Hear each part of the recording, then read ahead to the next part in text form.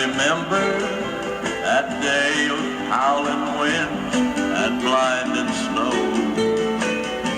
A neighbor came, and as we listened, he said 2 small boys were missing, and they'd surely die if left out in the cold. Papa tried to organize a searching party. Folks all said it would be foolhardy to look for them until the storm died down. Papa left me and Mama crying and went out alone to find them on the day the big blizzard hit our town.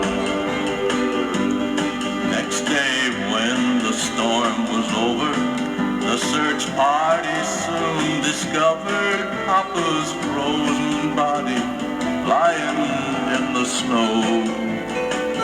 They picked him up, and there beneath him were the frightened, hungry children, wrapped up safe and tight in Papa's overcoat.